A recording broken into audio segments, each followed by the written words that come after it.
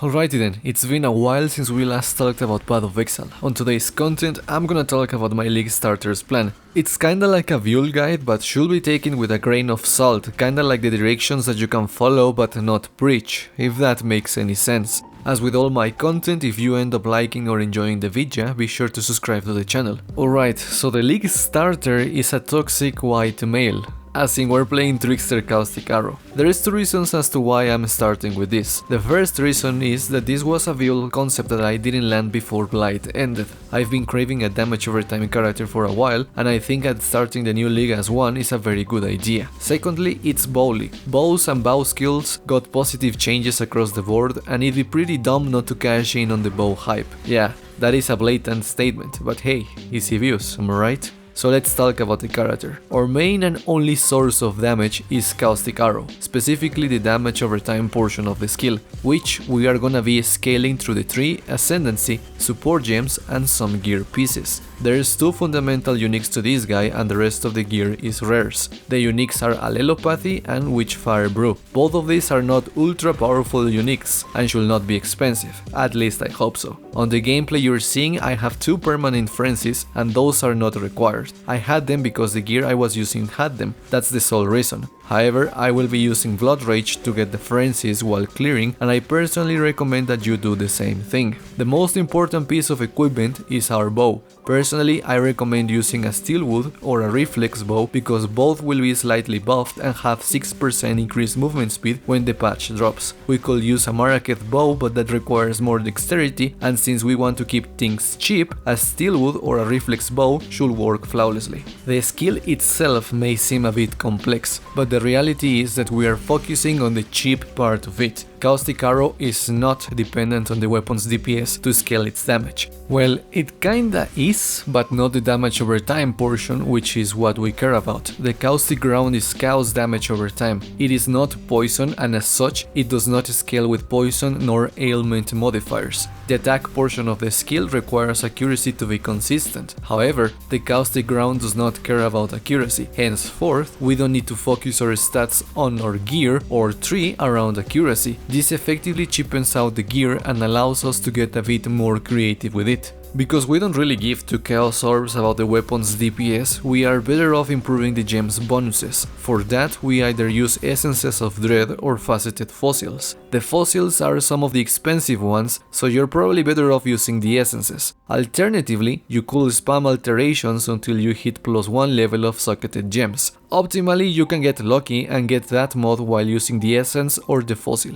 The Shrieking Essence of Dread and above guarantees +2 levels of Socketed Gems. To start doing stuff, you can get away with a Screaming Essence of Dread. You obviously want a 6-linked bow, but to begin the league a 5-link is perfectly fine. Since we are using the lesser members of the Maraketh bow family, I am not expecting a 6-linked version of this to be godfuck stupid expensive. Once you get your bow with extra gem levels on it, you need to craft either damage over time or chaos damage over time multiplier on it. Optimally, you kill Katarina a couple times and acquire +2 levels of Socketed support gems, which should be better than the damage over time mods. Far-fetched, but you can easily start off with the plain damage over time stuff instead. Your helmet can also be crafted with aberrant fossils to get nearby enemies have negative chaos resistance. As I said before, the gloves are Allelopathies, there is no better option here. If you can, try to get a ring with Despair on hit. These come from Delve, and like the rest of the non-influence curse on hit rings, they tend to be relatively cheap. The other option is a corrupted Allelopathy with Despair on hit. A bit far-fetched but not impossible.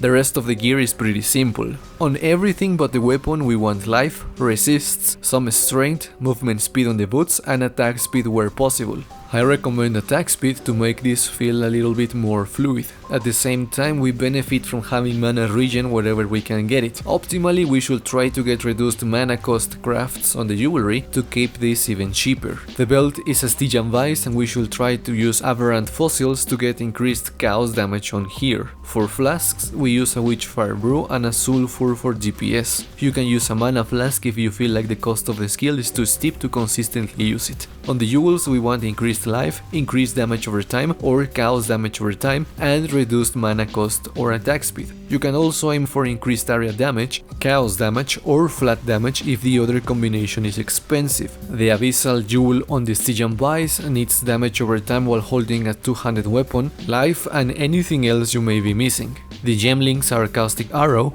Conk Effect, Vicious Projectiles, Void Manipulation, Swift Affliction, and the last link is a toss-up between Slower Projectiles and Empower. Empower level 3 should be the goal, but Slower Projectiles fits in here rather nicely until the Empower is obtainable. For auras we use Malevolence, and if you can, try to get a piece of gear with Aspect of the Spider. This aspect slows down nearby enemies and increases the damage they take per spiderweb on them. We mostly use it defensively, but it can also provide some offensive bonuses, which is why I recommend you get it as soon as you can. We also use a Wither multi-totem setup. At 15 Withered stacks, enemies get Turbo Cancer, so this setup is a must. You also use a Flame Golem, which you should link to Feeding Frenzy, just because you can, Blink Arrow or Flame Dash as movement skills, Withered Step to gain some extra dodge here and there, and if you can get it, Ball Blight should give you a nice DPS boost while it's up. On the gameplay you're currently seeing, I'm using the Green Army Man in the gem setup. Mirage Archer is not mandatory and he is also getting nerfed when the league starts. There is little reason to use him then, so don't worry too much about him.